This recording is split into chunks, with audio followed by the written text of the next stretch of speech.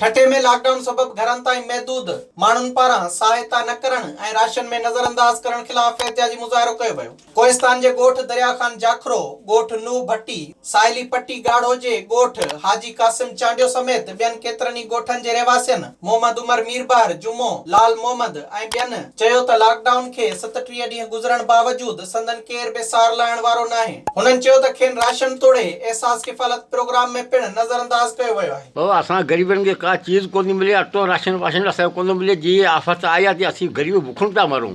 असांजी दाद फ़रियाद केरु बि कोन करे। जंहिं ऑफिसर खे चवंदा त ऑफिसर चयो त असांखे त का ज़रूरत ई कोन्हे अवां जी, असीं ग़रीब मुश्किल केॾां वञूं। एहतिजाज कंदड़नि चयो त हाणे रमज़ान शरीफ़ जे भलारे महीने में बि बच्चा हिक वेले जी मानी गभे लाइ परेशान आहिनि। हीअ टाइम थियो आहे असां लिस्टूं लिखी वञनि था, केरु सामान ॾियण लाइ तयारु न आहे।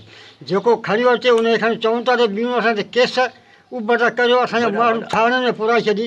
सामान असां ग़रीबनि जो खींदा वरी पूरदम वरिती था। जे वञूं सूबेदार रतन थो ॿुधे, जे वञूं एस पी खणी थो चए बाबा असांजी ॻाल्हि हले कान थी, अवां सामान जी लिस्टूं लिखाई आहे त असांखे का चीज़ कोन था ॾियनि। एहतिजाज कंदड़नि मुतालबो कयो त राशन समेत इमदाद मुहैया कई वञे जीअं हू बुखुनि खां बची सघनि। विज़िट कयो अवामी आवाज़ मीडिया ग्रुप जी वेबसाइट awamiawaz.pk।